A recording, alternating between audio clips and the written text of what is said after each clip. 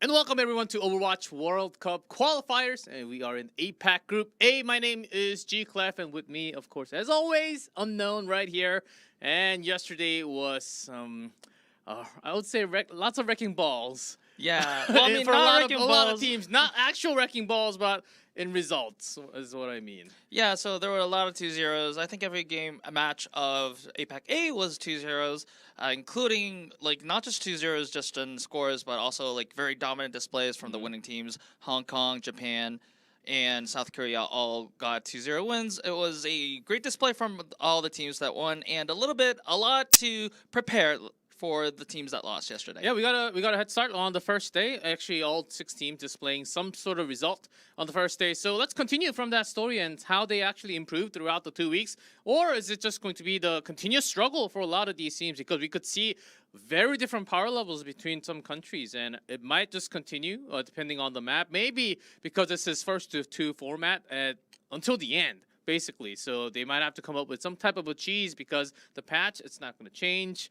The teams, of course, can't really get worse at this type of a play. So I think we just have to be stuck, and maybe we'll try to figure out a way where a lot of the lower tier teams can actually defeat the higher tier teams in some ways. Yeah, we've seen it in a lot of regions right now. So especially in other regions other than APAC, we've seen a lot of upsets, and a lot of teams are displaying very different reads on the current patch and meta. So what we've also seen a lot of compositions that might be seen as off meta from several teams, especially like for example, the Mercy Pharmacy composition from Saudi Arabia is kind of Is that the answer?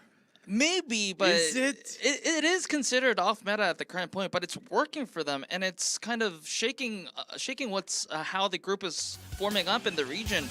But as of APAC right now, the teams that are favorites coming into the match are just winning straight up, at least until today. So it will be interesting to see whether the other teams that have relatively lower power levels may be able to show up today. Yeah, that's going to be the thing. Let's go through the overview and explain. Just once again, we are in here for the top 3 teams, which is APAC-A, which you see on top. And we also have the Bs, which we only get the top 2 teams. And then we have China mainland later on. Total 16 teams will be coming out from the qualifiers.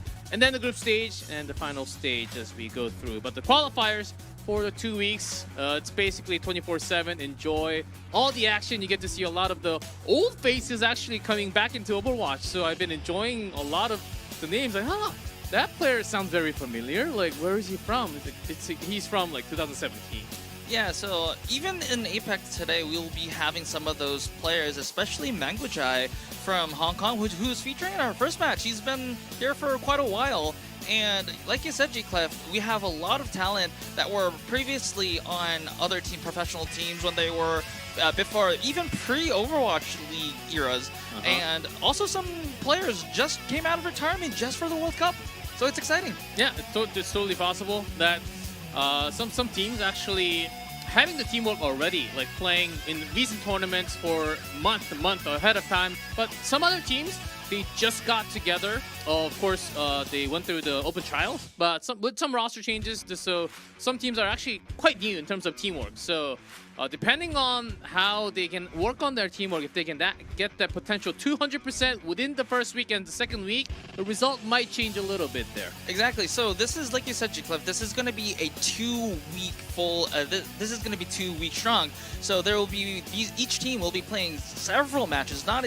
Qualification is not just going to be determined just by 1 or 2 matches. So adaptation and feedback is key if you want to qualify in the top 3 teams of this group, especially with South Korea and Japan looking super strong. You do have to cover up your weaknesses, or at least find an answer to whatever weaknesses that you've shown in day 1 if you want to get that last qualifier spot. Certainly those 2 teams, and the third team that we kind of showing a lot of display on screen was Hong Kong, so for sure. So these 3 teams might be staying on top 3 for a long time, but we only had a single match yesterday. Single match each yesterday, so we'll keep on looking. And today's schedule, we have Hong Kong versus Philippines, and the second match of the day will be Chinese Taipei versus Japan. So no Indonesia, no South Korea today. Yeah, so South Korea is the only team that will not play, who has already won a match. And so Hong Kong, Japan, who has already shown a great display yesterday, are playing It'll be interesting to see if they can keep their show of dominance on even today's match, and getting 2 wins first will be a very important milestone for qualification here. Yeah, certainly, because you only get to play 5 in total, as we have 6 teams in our Group A of APAC. As we have the logos as team. Well, Philippines, want to talk about them later. Okay, they're coming out later. So let's talk about Hong Kong first. They showed some crystal clear plays coming out from Charlene. He's Genji, of course, as it is his favorite hero. I think he actually had better moments during Summer Series in Contenders not too long ago. Yeah. So we only got like a half of his power level from yesterday's match. We did see the bright side of Xiaolan's Genji early on in the tournament, in the World Cup. But like you said, G-Clev, Xiaolan is a little bit of hit or miss at the current moment. There's no doubt that he is a great Genji player and a great player in general, but we have seen moments where Indonesia was able to shut him down a little bit. So Philippines might take notes from that and will have to shut down Xiaolan if they want a chance in today's match. We see the starting 5 for Philippines today: Redux, Wok, Pugbutt, Gino, and Chun-Li. I think the most key here would be Pugbutt staying alive, because in yesterday's matches, Philippines weren't even able to have a proper team fight against Japan, because Pugbutt or maybe Wok on the Genji were being picked out, getting isolated kills, deaths rather, before anything started. So if they want to show their full potential, I think they need to stay alive as a team, and that starts with Pugbutt. Yeah, you're totally right on that, as they did bring Echo early on in Ilios yesterday, and once you have Echo and Mercy in the air, you're pretty vulnerable, especially on your back line. The other Ana player, the other support that's on the ground, and the opponent team, Japan, was basically dominating for the back and just taking that support force. And then the other DPS on the ground, and the teamwork was not really correlated within the team for Philippines. So I think that should have been the feedback first of all. Okay, if we're going to use the Echo, let's try to be extra safe. Let's keep our tank and the support and the other DPS together, so they can actually be supporting themselves while Echo's actually grabbing a kill. Did not really happen at all yesterday. So maybe they will try it once again. I think they realistically have 1 or 2 more chances of maybe bringing that Echo. In Lijiang, depending on which Lijiang we go into, might not see that Echo as much today.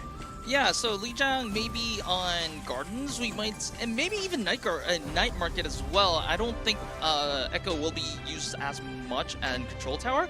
However, I do agree with your point, G-Clev. If they are going to use the Echo, I don't have any problems with the Echo. It's buffed. It is a good DPS option, and we've seen from Team Korea that Echo can actually be used really, really effectively. However, like you said, using the Echo has its pros and cons. The pros is that the DPS and the Mercy will be very safe in the air. However, the other team, the other 3 members of the team will be at a numbers disadvantage. So you need to make the most. You need to either take out, make early eliminations, or at least harass them to a point that they cannot dive to your 3-man. The rest of the team.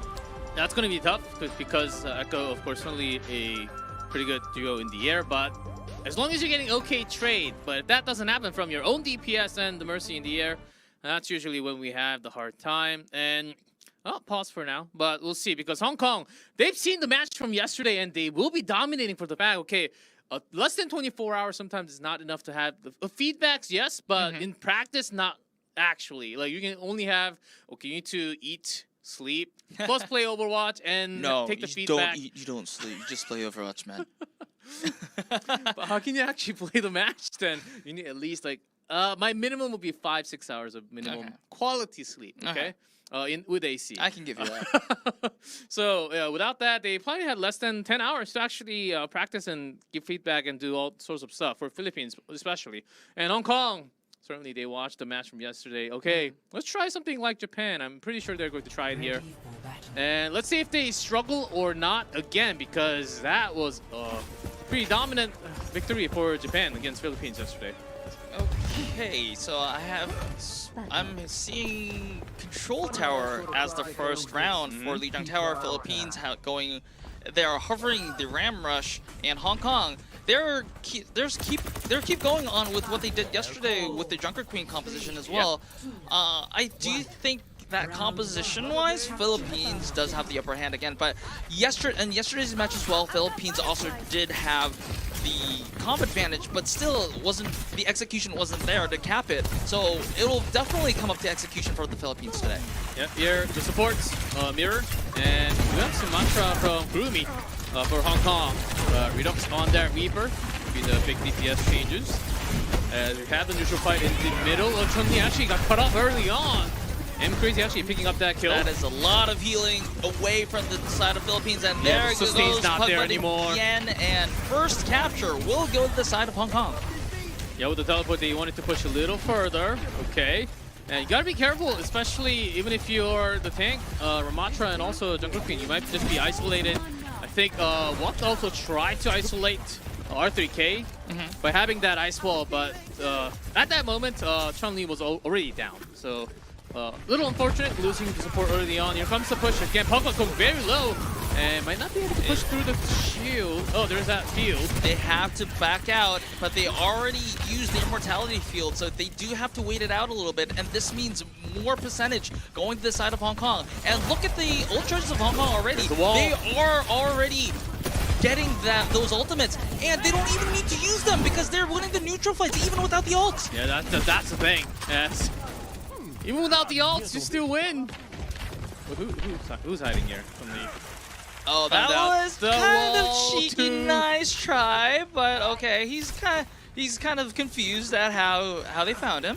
But if you look at the side of Hong Kong right now, they have 5 ultimates now. I mean, like 4 and 6% away from the sound barrier. However, the Philippines do have ultimates on their own. Still, Hong Kong will be having the initial aggression here. Good sound barrier from Gino, but it is not enough to save the Philippines, and at 69%, Philippines are at desperation mode. They are at last fight territory already. You're in this room with the barrier plus that blizzard, and they couldn't really dodge the entire. They had 3 ults being used from Hong Kong. They still have sound barrier plus the rampage. So Philippines, they still have to push. Ramatra needs to block a lot of damage in front. Here's the wall again. There is the annihilation. Oh, 5-man! Almost a 5-man rampage. That was 4, but a counter hit with the blizzard. So, oh, I don't think this is gonna go well this side of Philippines. Yes, the overtime is proc due to the last-minute touch. However, there is nobody left, and that is first round. That is Control Tower going to Hong Kong. Almost forgot that the fight actually had to happen near the control point because they were just gate-kept the entire game. Exactly. So I think Hong Kong did a really good job kind of reaping from whatever resources they had, because they won the first fight and they knew that they were going to be at an ult advantage. So they were trying to go to the spawn and spawn camped a little bit, maybe in hopes to get, like, you know, stall some time, but they got more than that. They just, not that they only stall time, they just kept them there, and Philippines, I don't think they even touched the point for more than 10 seconds this round. Yeah, if lucky, 10 seconds at the first neutral fight. I think that was about it. As moving into our second, once Hong Kong still again, moving. I think that Philippines, yes, they can lose isolate again. Redux not going to survive that even with the slide. That wall was perfectly placed by Shaolin. And Philippines, they really have to group up together. Exactly. So what I was talking about is that, yes, they can lose their first fight, they can lose a few members. All they have to do is that they don't have to get further delayed. What Philippines is experiencing right now is they're losing a member, they're waiting for that member to come back, and they still lose a member while waiting for that initially lost member to come back. Oh, coming around for the back line. This is genius. That was genius wall play from Xiaolan. Although Xiaolan did fall, Xiaolan's wall helped everyone on the side of Hong Kong to that high ground, and I don't think Philippines were expecting it because they weren't looking at that direction. And they didn't even have all the team members. I think Tracer was trying to go around as a Tracer to rotate a little bit. Here comes the fight again. Okay, no real ult charges coming out from both teams. There's a jump from Winston. R3K is a little bit low, but gets healed. Oh, Redux going down early. Philippines might be looking for some more damage. It's only Tracer with Luck. I still think that Philippines do need to go to the point and contest because they need to at least force Hong Kong back to the point and make them use resources. Because right now, all Philippines is doing right now is Hong Kong. It's just fighting them in open space, which means that Hong Kong can beat them without using any resources on their side. So this means not only are they stalling time, losing precious time, they're also just making grounds for losing the next fight as well because Hong Kong didn't use any resources. There's such quick reflexes by Team Hong Kong, just pushing all of them and reading where Philippines wants to come, because after dropping from the neutral passage twice, okay, they had to come to the second floor. They have to rotate this time.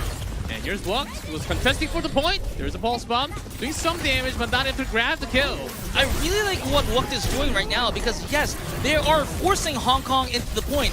You see that three ultimates are being used, 4 ultimates used by Hong Kong. This should have come a lot earlier, but still, nonetheless, it is still good action from the side of Wok. They are forcing Hong Kong to do something rather than them going through what Hong Kong wants them to do. However, Hong Kong already has the resources necessary, and there is the fight and the map to Hong Kong.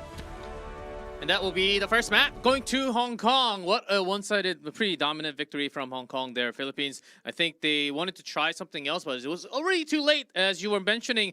Okay, maybe it's better to contest from the point by getting there. You can use someone like Tracer or a few others in the air to actually go contest the point, that to create a distraction, right? The Philippines, it seemed like they were always falling into the trap of Hong Kong, so they needed to find a way to evade that from happening. Well, eventually they did, but didn't really quite turn out to be their like an entire flip. But still, we could see some signs of hope towards the end. Yeah, especially on night market at Lijiang Tower, I think what Wook did was really, really clever. It just was it came a little bit too late. I think that the Philippines will have a breakthrough at this match if they can profit on what they've seen at the last seconds rather, on Lijiang Tower, because right now, the problem with Philippines currently was that they're just trying to openly do the neutral fight with Hong Kong, and they probably noticed that their power levels, just like on a fair fight, is not going to match Hong Kong's level of power. So what they need to do is that they need to force Hong Kong into doing an action, and then they can profit out of it. So for example, like that last fight at Lijiang Tower, Hong Kong had to expend a lot of volts just to win that fight. Yeah, if there were more, I'm sorry to cut you off, that's okay. but if there were more if there were more time for Philippines would have had the resources to win that next fight, because Hong Kong already expended every single resource just to win that fight.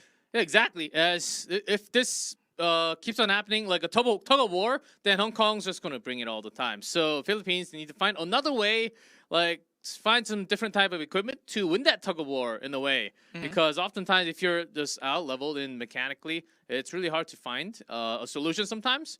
But it's going to be, it's only the second match of the entire qualifier. So I think this is still a lot of experience for them to actually catch up to the higher level teams. As you see the display from Hong Kong still being, it seemed like they were also kind of having fun at the same time. Okay, this should work, right? And then it worked. And then, okay, now let's bring the entire team up here with the ice wall. We only got 2 last time. Sorry, guys. Okay, join the party. Thanks for the invite, right? And then they got all the way up there, isolating with the ice walls. Those are great. It worked almost every single time. Isolating. Usually you would just isolate the tank, but somehow Redux was also there oftentimes. I guess as a surgeon, you think you can just slide away, but when there's the wall, you die instead. Yeah, so, I mean, we were talking about Philippines a lot, but I also want to credit Hong Kong a lot because they were also very good yesterday as well. They're keeping up the display. Xiaolan is proving that Genji is not the only hero that he can be good at, and also as a team. Like, if you're that ahead, if you have that confidence in you, there are some teams that are willing to just pull the trigger and use a lot of resources just for nothing. But they were keeping, okay, they have the knowledge that, okay, we can win this fight without using this much resources, and they can just win the neutral fight because Philippines were giving the neutral fight to them. They weren't forced into fights that Hong Kong needed to use resources until their very end. So good discipline from Hong Kong. I'm expecting another good display on the second map as well, but let's see if Philippines can actually turn it over, because Philippines is looking a lot better than yesterday. Yeah, for sure. Especially when they're moving together as a team, it did show a lot better movements in terms. But too bad there was a really good ice wall, really isolating them all the time. And this map, the second map, will be the choice of the losing team from the first map, Shambali Monastery. That's what Philippines chose. That shows for the second map here. I think some other echo potential here. Maybe if they're on defense, maybe offense as well, I guess, maybe. I don't think it'll be like the best choice in the world, because usually Shambali is a map where Ram Rush is really predominant. So maybe, but maybe not. I think it'd be 50-50.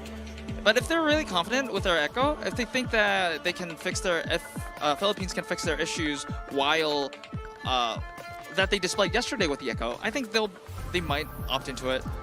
We'll have to see, though. Yeah, we'll have to see. And also against the Mei and the Soldier, not Soldier this time, but Shanlian's two most played heroes are Genji and Mei. So the Philippines might need to find a way to really work against the Mei. Maybe just have your own better Mei, along with a Tracer, which seemed like it was working for Redux or what. Maybe they have to work in terms of hero pool. Because they might really not have exactly the biggest hero pool of all the players. So I'm really keeping an eye on what Philippines going to bring on this map, because it's their own choice. Okay, I see a Mercy being hovered by Geno here. Maybe they are discussing whether they want to play the Echo or not, or maybe they can just have the Mercy just power boost the Hanzo, or... It'll be interesting to see, but we can see that Hong Kong is opting to go to the traditional Ram Rush with the Sombra, which I think is a really good choice. Maybe, okay, Hong Kong is going for the camp, spawn camp. We've seen this a lot in the Overwatch League. Let's see how this goes. Yeah. Initial fights, Philippines actually staying together, but in front. Chun-Li hacked, very low. Heals back up. Walked is also low. Hug butt. This time he stays. Okay, so good initial survival, but Philippines did not yet. Yeah, Redux needs to get a kill. Needs to get a kill with an Hanzo. There needs to be a reason why you bring the Hanzo here early. As long as you keep on surviving, it's okay. But in terms of ult charge, of course, Hong Kong's getting a lot more out of this. Yeah, very true. If you look at the EMP levels, and if you look at the DPS's ult charges, it's definitely to the favor of Hong Kong. I do want to point out that Philippines will have an early coalescence. That might be the key to breaking this barricade. Okay, the field is gone. Chun-Li almost there, 96%. And that might be the single key enough. R3K low. R3K has the Nemesis form on. Okay, and there is that coalescence that I mentioned. Kurumi returns with an answer kill. However, Chun-Li is bloodthirsty and will finally be able to move the car from the parking lot. Now that's a real support. You support your team by managing to grab the kill. Okay, so that's a real hot spawner, right? you support the team by removing the enemy's damage output. Yeah, exactly. But Hong Kong is not, although they lost Am Crazy, they are still wanting to make that barricade happen. And by removing Chun-Li, they only give away 10 meters of the payload. Oh, this time Hanzo, yeah, having that shot onto Mango Jai, that's going to put some pain. Okay, R3K is down and they will finally be able to move the cart again. However, if you look at the ults here, Philippines had to use both the sound barrier and the annihilation just to get Hong Kong out of the cart. So Hong Kong has EMP, they have annihilation, and they have a sound barrier for insurance. So the next fight is going to be very difficult for the Philippines to win, unless Walk can make an amazing Blizzard. So I would want to look out for this Blizzard. Let's get the EMP. Kurumi's positioned pretty well. Right next to the entire team. Still keeping up. The Philippines, they know. After knowing where the Sombra is, they're just backing off immediately. Okay, Redux is down. I think Philippines might want to wait back for Redux, but once again, Philippines is failing to regroup. Oh man, I3K somehow managed to survive that amount of heal from Mango Jai and M Crazy. Still keeping that tank in front. Okay, still there's that Dragon Strike plus still Blizzard from what? and also the Coalescence. However, Hong Kong's has more ultimates. They have the EMP, they have Blizzard. The Blizzard, Shaolan is down. This might be Philippines. Yes, however, that was a great EMP from Kurumi. And while Philippines is still fighting back, however, it looks like R3K. Oh, okay, so Philippines. Yeah, at the end, they do get a couple more, but it was basically all the ults used. And I think that was actually worth it, though. Yeah, because in the end, if you look at the end game, Hong Kong did have to back away because everyone was taken down. This was actually a really impressive fight for the Philippines because I thought Hong Kong would win this. It was a great EMP after a good Blizzard. The absence of Shaolan is kind of, I think it was felt in this fight. Oh, Redux going down there, and then there's that sound barrier by Hong Kong. They want to push this and end with overtime. 2 seconds, they have to be on the payload. And that's going to be do it. And Hong Kong still keeping the Philippines with basically 0 point. Yep, they full held Philippines, and wow. So Philippines did have some, again, they are approaching this 100-degree mark where the water boils. They just haven't hit it yet. They do have some good fights, but after the fights, they have to win. They have to profit from that win. At this current moment, the Philippines is failing to reap those rewards after they win a crucial team fight. So credit to Hong Kong for making a quick recovery even after a team fight loss, but Philippines has to be more decisive here. But still, the first, even though they got no points, Philippines, I think they really got a better idea of what they had to do against Hong Kong to actually make this work. Now, swapping sides. Let's see what Hong Kong's going to bring in their own push. Philippines, are they also trying to gatekeep the spawn?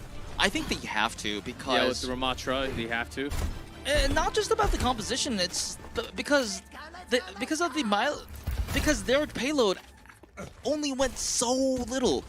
They have to take out as much time as they can away from Hong Kong at the entrance, at their spawn, in order for them to try to win, because this is less than 90 meters there, and Hong Kong will have that time where they have 5 ultimates, and we'll just brute force into that.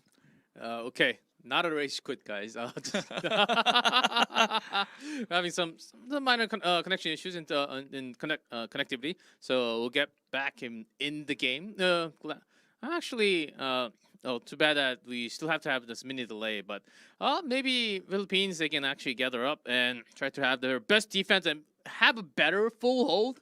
That's a potential. Hong Kong, it seems like they actually were quite surprised of what Philippines was able to do in those few team fights. Like you mentioned that EMP, which I think the timing was actually really good to turn everything around. But even with that EMP, I think at least 3-man EMP, Philippines, they still got the damage and they were able to trade one better out of that fight, which I was amazed. I think that was one of the best fight from Philippines so far in 2 days. And if that keeps on happening, maybe Hong Kong will be putting up a challenge. Yeah, I think Philippines is getting better and better as they play. Especially like you mentioned, G-Clef, the last team fight at that corner with Hong Kong starting the fight with Shaolan's Blizzard, but Shaolan got taken out immediately, and that numbers advantage was actually enough to survive the EMP from Kurumi. The EMP was beautiful. I thought that was the end of the fight, given that Hong Kong's power levels is generally higher than the Philippines. But Philippines turned that fight around. The only catch is that they had so few members left, that they didn't have any meaningful push on that payload after that fight. And it's also from Hanzo's, and whenever you bring the Hanzo, of course, it's also, I guess Hanzo is a sniper. I actually call him a sniper in a lot of ways, because either you get the kill or you miss. You do no damage at all, other than breaking shield with the storm. So let's see if that happens at all. There's a teleport into the room with Bastion. Okay, so I can explain the Bastion here, because Bastion is usually used when you want to break through the initial spawn camp. This is gone now. Hong Kong actually. So Philippines, if they lose another member, this is going to be really bad for the Philippines. Well, yes, they did lose Wuff. they can't afford to lose any other members because the spawn time. And when Hong Kong has 3 members on the card, it's going to be really, really quick. And it's not going to be long before that ominous music, and in Philippines' point of view, the ominous music of defeat plays. That means that it's almost there. That means that the payload is close 10 by. meters. Yeah, hacked away. Here is that ominous music. Redux goes down, and that might just be it. This Bastion just having fun. Sharon Lien is never really going to die, contesting the tank by himself. And that's another kill, only a meter 85 away, and that secures the win for Hong Kong of the day. That is second win for Hong Kong for this tournament, and they are in a good position. Well, of course, there are 2 weeks, so a lot of matches to be played, but almost halfway through their bracket, Hong Kong is in a good spot. In a really good spot with 2-0, no map loss, and I think they can literally continue the lead until they have to face few other teams called Japan and South Korea. Realistically, I think they're showing their power of display to saying, okay, we deserve to be in this top 3 for now.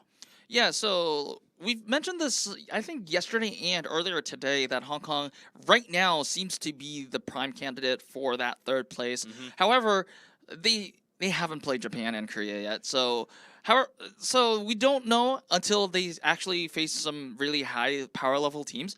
However, there's no denying that Hong Kong's looks pretty good. Like the coordination, their composition. Usually, R3K was displaying a lot of Junker Queen yesterday and compositions around the Junker Queen. Today, we saw a lot more of the Ramatra. So that means for the other teams that were watching Hong Kong's matches and will be playing Hong Kong later in the tournament, they will face a headache. Oh wait, R3K's an off tank.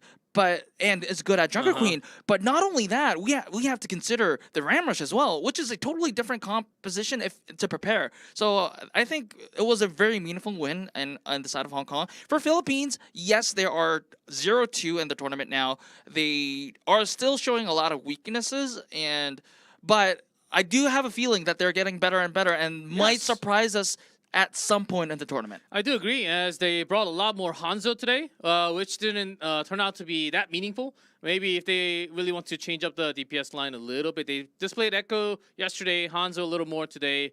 Maybe in the future they can have some better team comps to compete against the other teams. But that is not going to be the only match of the day. We do have our second match. It is going to be actually Chinese Taipei versus Japan. So don't go anywhere. We'll be back with our second match of the day.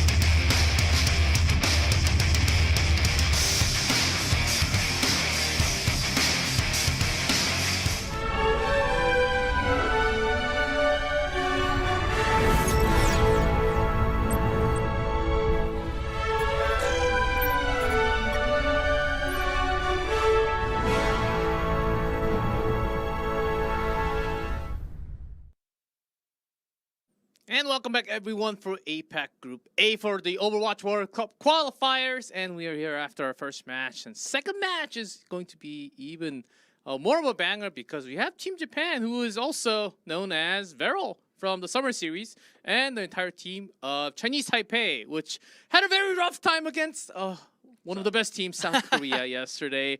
We do have to mention, but they were up against the best team, so the nightmare's over in a way, but their second match has to be Japan. The nightmare is not over yet. It's not supposed to be as bad, but still a very powerful team in the tournament. So tell me the answers unknown. What do they have to do? Like, how is this going to look like? Well, again, like you said, G-Clev, Japan is one of the more stronger teams of this group. We have seen that this team, well, Veryl, who makes up the entirety of Team Japan, is actually improving and even looks better than what they've looked like in the APAC Contenders APAC Summer Series. I guess to answer your question, G-Clev, I do think that Chinese Taipei has to make a clear intent. So if they want to do a dive comp, I've been saying this over and over again, but if they want to do a dive comp, they have to dive it together. So what we've been seeing from Chinese Taipei is that, yes, they do try to make good intent. They have a good intent. They have good objectives. But not all 5 members of the team I don't think they're on the same page as to the dives. Yes. And even if you're trying to do other compositions like the rush, if you're going in, everyone has to go in and single out a single target. For example, one of the brightest moments in Chinese Taipei was on Ilios Ruins when they managed to single out Lip against South Korea, and that is not an easy thing to do, to be honest. It's never easy against South Korea in any map, to be honest. In this group, they're supposed to be one of the best teams, of course, a team basically having all the members from the Overwatch League. So they're on some different level here. As we have Team Japan on screen, well, this team, if you have seen Contenders Summer Series, it's exactly the same team that was basically representing Japan as Team Veryl, who almost took the championship, but fell a little short against Kraken, getting the runner-up place instead. Yeah, so if you look at Team Japan and yesterday's performances, this is the clear favorites for today. I do think that Japan is going to be, in terms of power levels, the second strongest team in this group. They've been using a lot of Winston dives paired with the double flankers, which is really surprising to see because this is disregarding the patches. The patches, a lot of people were saying that the double flankers is very difficult to use after the changes in the meta. But however, it looks like at the current moment, Japan is still sticking with the double flankers because they don't need to change. Or maybe number 1, they're used to it, or number 2, they don't yet feel the need to show reveal their other cards. Yeah, exactly, because I believe Japan has some big matches next week, not as much this week. So I think what worked for the past 3 months, basically 3 months, with the same roster, they can still use it. We saw a lot of great the anti-heal nade plus the Winston dive at the same time, so to the backline of the opponent yesterday, which was Team Philippines, and it worked every single time. And they might try to exactly the same with the Tracer Sombra comp.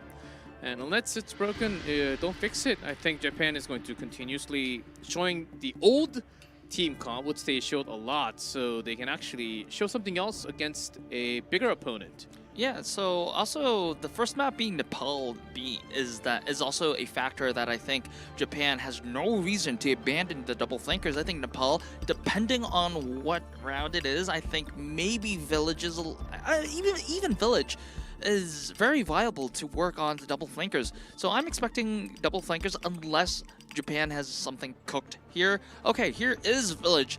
I do want to see Chinese Taipei come up with something really, really interesting, like the Pharah maybe, but it looks like they are preparing for the Rhine Rush. Oh man, don't get me started on Pharah. I think Pharah can stay within the region.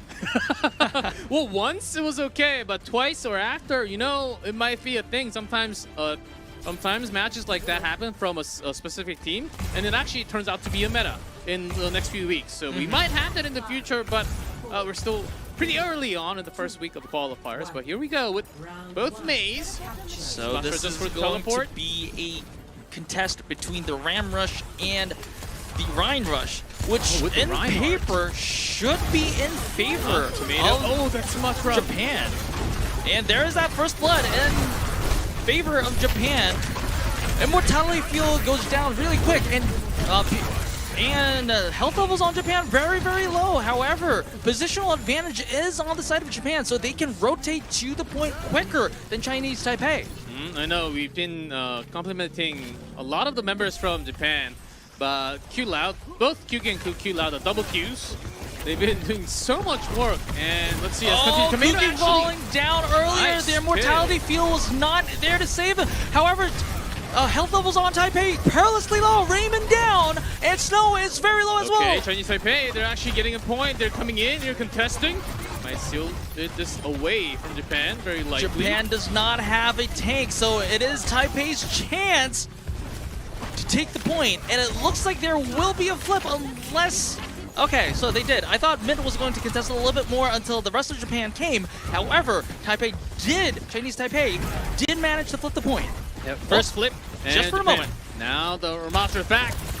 And going to have that window. And early kill from Nico on Momo, and the front line May also going down. They popped a few ults. Actually, just one. Yep, so only both amplification matrices from both Baptistes were used, and more value on the side of Japan. So Japan does have the option to use the choke point as a stage for the annihilation. However, Maui does have the sound barrier, so Taipei has means of defending it. Yeah, plus the Earth Shatter from Tomato. They can be, and within these choke points, you can actually have multiple men Earth Shatter for sure. The Tomato trying to look at the angle. So bring, at least you have to bring at least 2 or more down. Both Simults used. It's going to be whether Tomato can use that Shatter effectively or not. Walled away, but there's too much damage through the shield. Oh, that's a pretty nice one with the sound barrier keeping them alive. I thought it was keeping them alive. Never mind. There's way too much damage output from Japan. A lot of resources used on both sides, but in the end, Japan came up on top, and with 95%, I don't think Chinese Taipei can ever touch.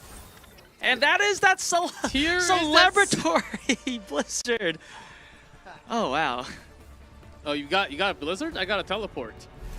they're showing off their abilities. However, good display from Japan. Yes, Chinese Taipei did have a bright moment and flipped the point for just a moment, but Japan used the right resources at the right time to get those advantages back.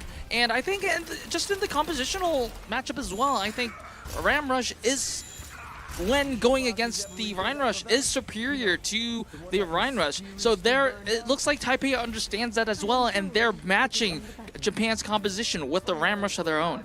Unless you have a specific comp with the Reinhardt, it was going to be an uphill challenge for Chinese Taipei. Here comes mirror matchup basically. Oh, never mind. There's a Hanzo now and a Sojourn from Nico.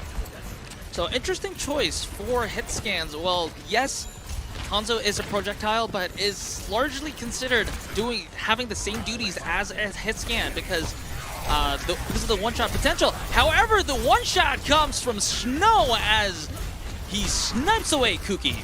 Yeah, Kuki brought down early, and also Nico, both DPS down on Japan's side. Chinese Taipei for them to push and get Mint. Of course, on a Lucio, it can be tough, but manages to get the final kill. And so that is early advantage for the side of Chinese Taipei. However, they haven't capped the point yet. Yeah, they can come in as the both DPS should be coming into... Okay, now they're capping the point. So, yes, the Chinese Taipei did win the first, I guess, 1.5 fights, but they didn't get a lot of percentage going on because they haven't been able to cap the point. So Japan will be feeling pretty good about this. Yeah, but Hanzo in a pretty safe position. And off to do the side duties. And Nico Kuki can... Oh, no, Nico fires one back. Shot from Nico. And there is that flip. And Gechi in front. Trying to block. And Tomato very, very low. Tomato. Who's actually doing a nice job keeping all the damage isolated to his teammates. Yeah, so if Tomato fell, that would have been a problem, but the fact that he survived means that that damage done to Tomato is all transitioned into Raymond's Nano. You can see that Nano is already ready, so that might be... Okay, that is a Nano Tomato punching out the members of Japan. However, KSG answers with the Annihilation. Good Blizzard from Snow, and... Wow, we need to look at this fight a little bit more because Tomato pops their Annihilation of their own, takes out Cloud. However, the point is still in the favor of Japan. Taipei hasn't flipped yet. Yeah, they need to go contest and take out that Lucio off the point. Force him off the point because it's still being contested. Oh, just falls now. Min actually fall. Still not over yet. There's Kyuki. Okay, that actually delayed them pretty well, but that's actually going to push the respawn even further. But I think Chinese Taipei are actually not too bad. They managed to win that fight with the Nano. Tomato was able to stay alive for a very long time. Actually held that Annihilation until he literally needed, like 10 seconds after KSG uses his own. Yeah, so good use of the Annihilation by the side of Tomato to wait out until KSG's Annihilation faded away. And Chinese Taipei is doing really well in the teamfights, but they need to be a little bit more aware of objective management because they've been winning these fights, but they haven't been able to profit and transition those advantages into point percentages. Okay, Hope on the side, still looking for some extra hits onto the ping. Okay, with the anti. Oh, could not bring Mei down.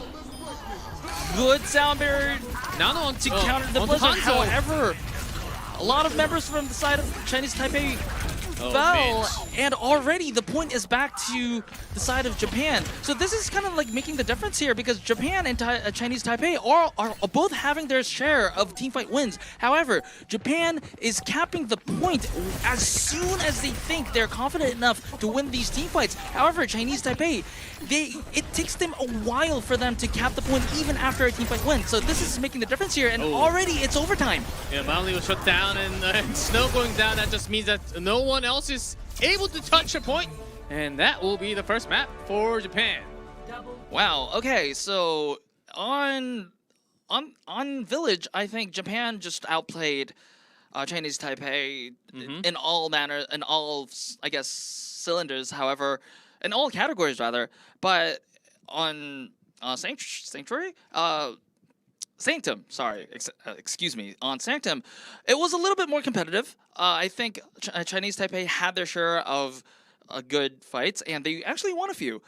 But it was kind of like, to me, I just feel that it was the objective, the focus on the objective that was a little bit different because Chinese Taipei might have had so much more point percentage if they capped the point as soon as they won those fights. So I guess all credit to Japan for that objective management. Yep. Also, there was a lot of delay from Japan. They have a lot of they had tools like Lucio contesting the point from top, just wall riding, and also Mei delaying all the points and making sure the respawns are back from the dead members of the teammates that were actually coming into the building at that moment. So I think it was Chinese Taipei also not just fighting it out and winning the thing, but because they have been losing so hard against Japan, they just could not buy spades. It's not just a shot. It's not just about landing your shots all the time. It's also just winning.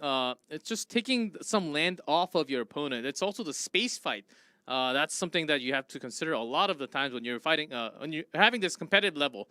And Chinese Taipei, even after those wins, it seemed like, so guys, I think we just won the fight, so what do we do now? Like, Mr. Shot Caller, can you like give us some signs of, do we go to the control point, or like it seemed like they were missing the leading role in a lot of those fights, even after those fights. So when that comes to a quicker response, I think they can do a lot better, especially on control. Of course, there won't be any control today, but in the future that I'm talking about. Of course, like more signs of life always means a good. It's also always a positive sign because not only just for this match still is not over. Although it is a first to 2, they only have one more opportunity remaining. However, like if you look at the grand scheme of things, this is only one match out of the many matches that you will play in this qualifiers. And also in Chinese Taipei's perspective, you are facing the top 2 teams in the group first. So if you get something positive out of those top 2 teams, then you will have a lot better time facing these other teams in the group. Yeah, to be honest, when there was Nano on Hanzo, I kind of lost it for a second. That's just desperation right there. You just had to find the target to give Nano because Anna went down like 0.1 second after giving that Nano. So it was really tough keeping that front line, and it just. Again, Team Japan just showing a lot of their mechanical. To be fair, I think mechanically they're of course really good, but I think Team Japan actually has one of the best teamwork because as a team they stayed as a team for such a long time compared to all other teams in this tournament of APAC Group A. And oftentimes when the tank jumps in, goes into the front with the DPS, the supports are always there 100%. So in terms of teamwork, I think they're above everyone else, maybe even at the level of Team Korea, but mechanically... That is a bold statement, though. Let's see. Just in terms of teamwork and the experience that they actually had together. Mechanically, that's something else that we have to talk about later time. Sure, I mean, good point, G-Clef, because I wanted to point that out as well, because Japan has been a single team, unlike some other teams who have been having players from all kind of different teams, maybe some players that have not even been playing professionally.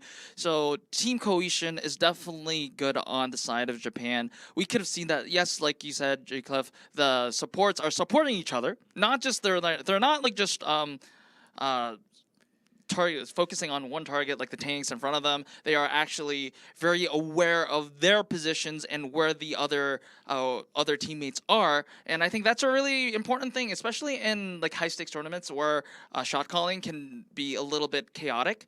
And that's also really impressive for the side of Japan. And again, I do have to emphasize that Chinese Taipei does have to work on their objective management, because I think I just can't help thinking that was the difference for the second round. Yeah, I think they also have some potential subbing in and out, because yesterday we saw Nexus coming in as a first tank and then switching into Tomato. This time we already had Tomato in the front line, and I don't think it was too bad of a tank role in the front. It was just more of the teamwork that was making the differences. So depending on the map, because they do get to pick that second mode and the map. They can just have the tank player that suits the role a little bit better. I think Nexus was actually playing a different role compared to Tomato. Nexus was a lot less. In a way, Ramatra was actually very defensive compared to Tomato. Tomato with the Reinhardt could have been a lot more aggressive. I really feel that, especially on the very first. Reinhardt, of course, you have to shield your teammate and take all the damage away. But sometimes actually going aggressive and charging your ultimate earlier works better for Reinhardt sometimes. Yeah, and of course, and I am hearing from production that we are. So, the Prophet G-Clef has spoken, and Compops has answered. Tomato is actually getting sub for Nexus. Nexus is coming in. Okay, and the map, Gibraltar. We are actually seeing a lot of Gibraltars, not just in our group, overall, in the World Cup, which is always a map that I'd love to see. I think one of the reasons that this might be is that Watchwell Gibraltar is a very classic map, and it's been around for a while. For the longest time, yes. And since a lot of the players who haven't had professional experience have been playing Overwatch for a long time, so even when they play comp, they know how to play this map. And with a team that didn't have much practice as a team, I think this is like one of the maps that everyone knows what to do, because even when they're playing comp, hey, this is a map I've been playing like 5 million times, so I know what to do. Everyone knows what to do. Well, that's a lot of games. Maybe 5,000. Let's put it that. Okay. Yeah. Even with 8 years, I think you can technically play 5,000. On this map, I'm not trying to... maybe not. No, I know what you mean. Just trying to fool. All right, yeah. So, and we do have lights actually coming in instead of snow for Chinese Taipei, And as you mentioned, Nexus here. So a lot of more focus on the Winston composition. As you can see, this map is all about high ground, low ground, and like getting the high ground so that you can have a clear shot at the low ground. In that sense, I guess a composition that has Winston makes a lot of sense. As you can see here, Japan is running a double flanker. So this is what we've been seeing a lot from Japan yesterday, and they're not, I guess, they're not meaning to change. No, the anti. Not following up with the damage, so not this time, because she was not trying to take the advantage there. As Rainbow Wall all the way on top, trying to heal Nexus. So far, Chinese Taipei actually holding the top ground. Okay, but here comes. But there's a great nade from Cloud over there. So the Chinese Taipei has to back up a little bit. But without the jump from the other flankers, and Chinese Taipei there keep checking, making sure they know where the Sombra is. And that was close. Yeah, that was very close. But I think that that anti-nade from Cloud was really meaningful in a sense that although it didn't lead to any kills, look at the positioning from Chinese Taipei here. So far. They had the high ground control for so much, but they are retreating back to the server room, and this is a vulnerable spot for a dive, and especially for a team that has good cohesion like Japan. This is easy prey for the side of Japan here. This almost looked like Japan just trapping them into a corner and catching them easily with a better position. And in the meantime, the payload was being pushed. Though I thought Chinese Taipei had a better idea of how to handle against what Team Japan did yesterday, but it's still the same case here. Again, I do think that the anti-nade, just that anti-nade made all the difference because Chinese Taipei had at least a team fight or two to defend more if they held the high ground. But that anti-nade draw Taipei out of the high ground, and now they're already here. There is that Nano Winston. Winston also has the Primal Rage if they want, and that dive to Ash was wow. Had no HP left, so diving onto the perfect target, stuck. But popping the rage, so KSG actually doesn't go down. I thought he was about to go down. Oh, Nexus goes down first. That's Winston dead. Look at the objective management from Japan here. They are fighting their team fight. They're winning the team fight, but they still have 2 members on the payload. They are already almost all the way to point B. This is impeccable. This is really, really nice stuff from Japan because not only are they winning team fights and getting the advantages, they are pushing the objective. We might be looking at another record-breaking push here. Oh, KSG finally goes down low. Here's Nexus right after when there's no tank. Trying to push them out a little bit. For the damage, can you really have the support with you? That's the real question that we do have to throw. So Nexus with another good nade from Cloud with the EMP. Maoli had the rally, but was too low to pop it because Maoli knew that even though if he popped that rally, he would have died anyways because the healing was unavailable and the generation from the rally would not be enough to save them. Yeah, it's not gonna be a record this time because we were about to pass that mark 447 from yesterday from Team Japan. As Chinese Taipei is still struggling to respond here as the dive keeps on happening. At this time they were close to catching the Sombra, but KSG never really going down. That's a real problem. Japan already has the ultimate advantage even after that many fights. Okay, Nano Winston here. The Nano Winston and the rally here for the sustain. Yes, Maoli responds with the rally of their own, and also Raymond pops the Nano, but however, will they be able to survive? Light is already down. Nexus is anti-nated, but will be safe for the moment. Maoli is low. Cloud falls, so maybe this is the stabilizer that Chinese Taipei was looking for. Yeah, and they're continuing to bring the kills as Ramo now switches over to the offensive mode and trying to pick up the kills from Team Japan, retreating to their base. As finally here's a hold, but it's right before that 3-pointer. Yeah, so finally Chinese Taipei get that stabilizing moment that they need. However, Team Japan already is at 78% for that EMP, so if Kuki is able to use that to great effect, this might be the end of the map. End of the push for Japan is already. I hope actually has been doing okay against Cloud taking out Raymond in the neutral fight, so this is going to be a free EMP here. Just waiting for the perfect moment. Kuki does have to take a breather because he was very low. Maybe they don't even need the EMP because this entire team's also already pushing. You do have to contest. So here's Nexus. Yeah, with the rage. But after that, who are you gonna have? There's an EMP. Everyone dead near the point. Nico just throws out the pulse bomb just for the very fact. desperate just to touch, however, falls light. very quickly. Brig also follows, and that is a 3-minute time bank from Team Japan. What a dominant push. What can we say? Unknown. Team Japan, for now, they're unstoppable, especially on this map.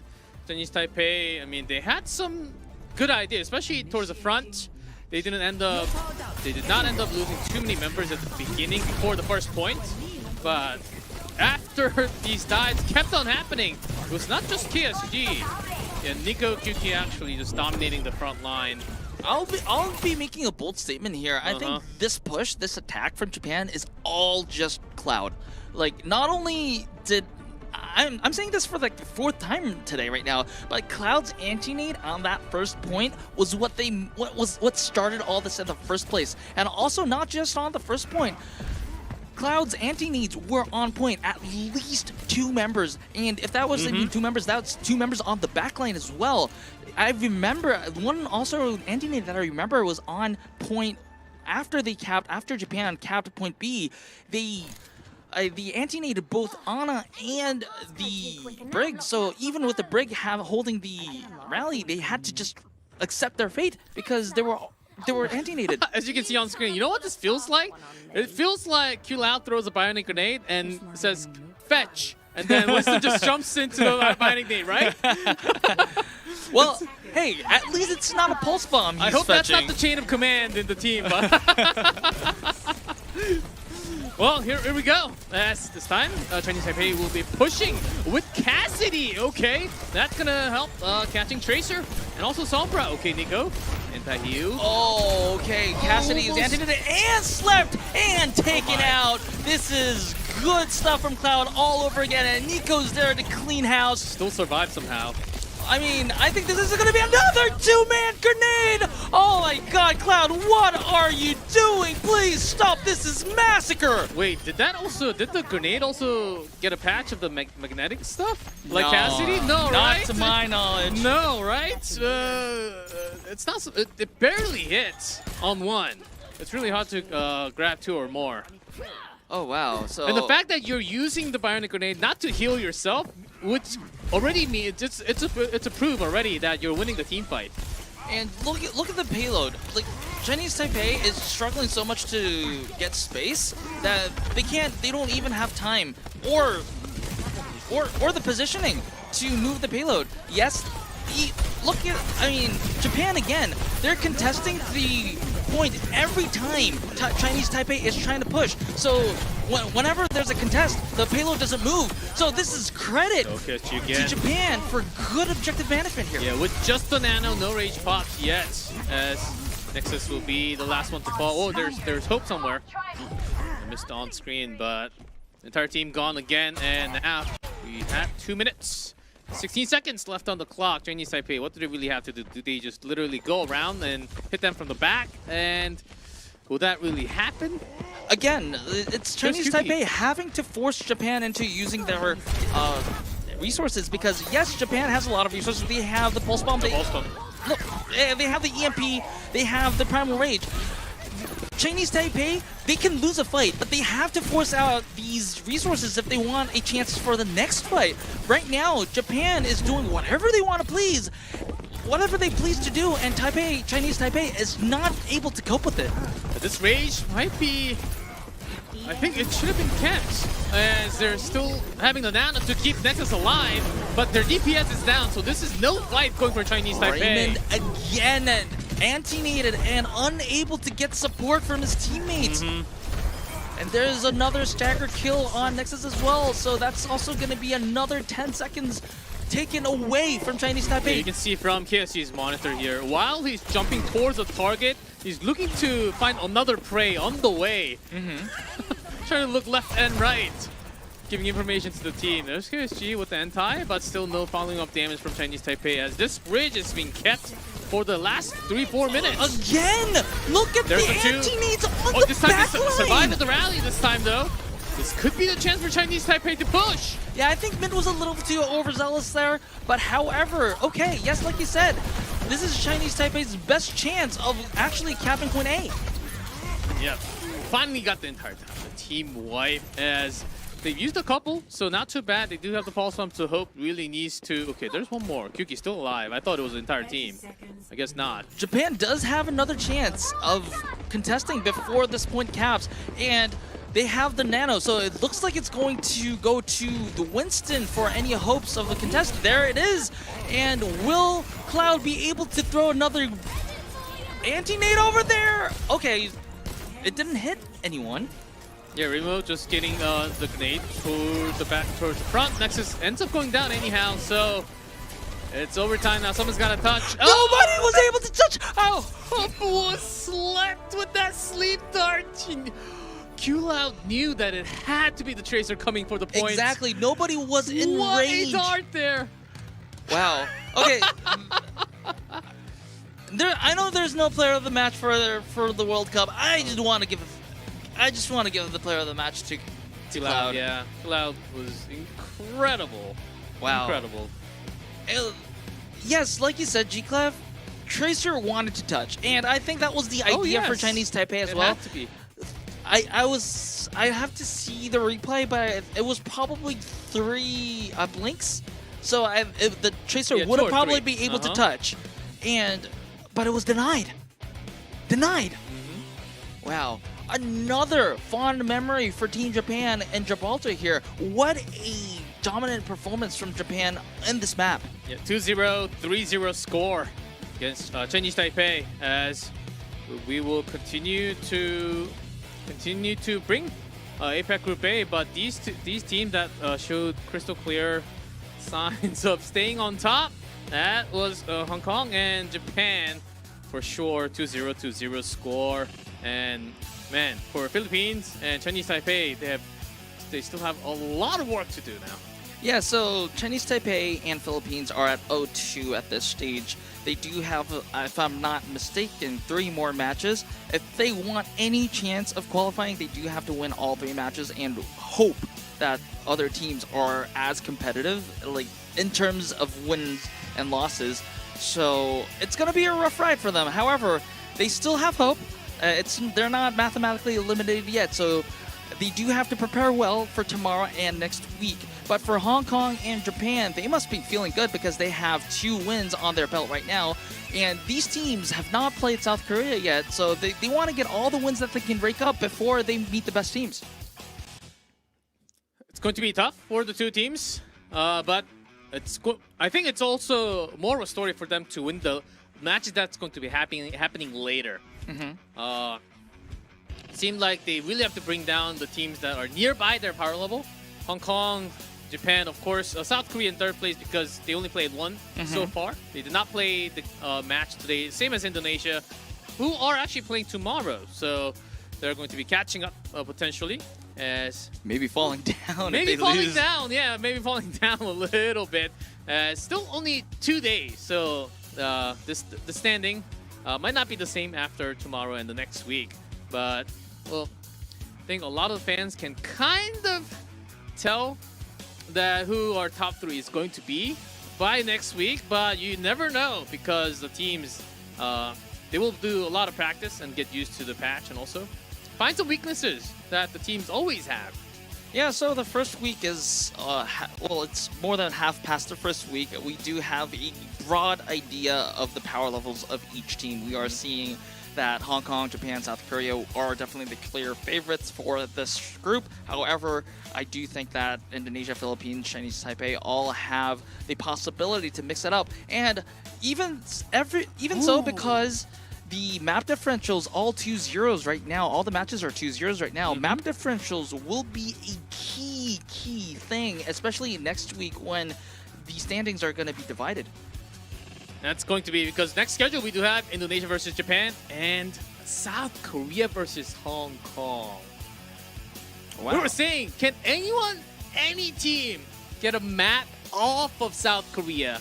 That would be incredible. It would be. I think it would be a challenge, though, by the looks of South Korea.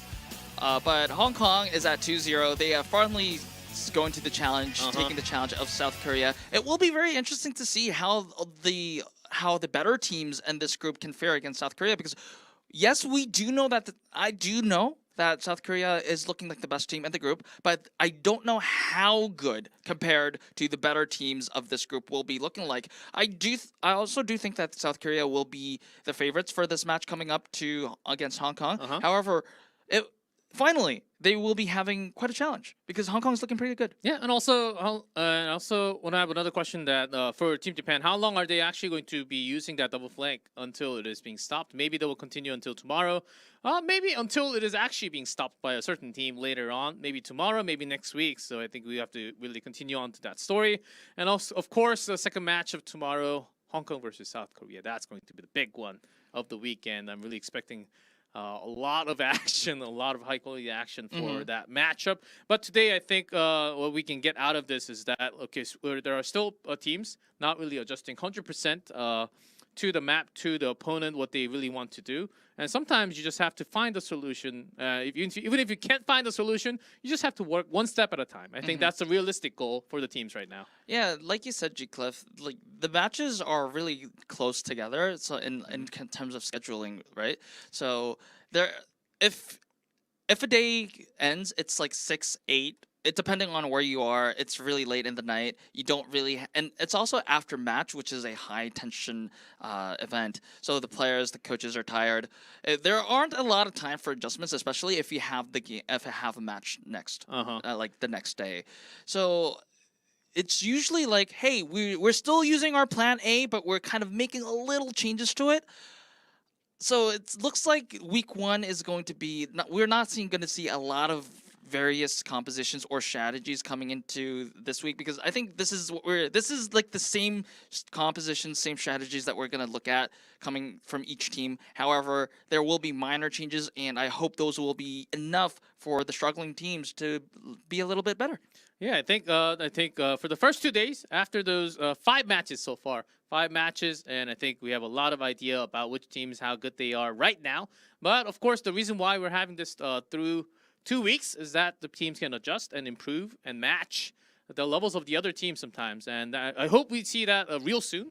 And that might be starting real soon tomorrow, as soon as tomorrow, and some really hype matches there. But for today, I think that's going to be wrapping up. And really, I was expecting a few other heroes like Cassidy. We got to see a little bit of Cassidy, but it was not enough to really bring the Tracer down as much, or the Sombra even. So I think let's see which team will be a team that will really give up some good challenges against Team Japan. Hong Kong, I think South Korea are the realistic ones, right? Yeah, so I think like you've seen from the Echo, right? Not just the Cassidy, but also the Echo. We were seeing that a lot of teams, like struggling teams, when they use the Echo, they weren't able to use it very effectively. However, Team Korea did show that, hey, Echo's actually a pretty good hero when you can use it correctly. So maybe from Team Korea we can see a little bit more of the Cassidy. So the buff heroes will be a little bit more into use. I will expect South Korea to be experiment a little bit with those new heroes. Yeah, but we only have 2 matches today and also 2 matches tomorrow. But that's going to be wrapping up today for us. That is unknown. I'm G-Clef. Thank you everyone for watching APAC Group A of Overwatch World Cup Qualifiers, and we'll see you guys next time.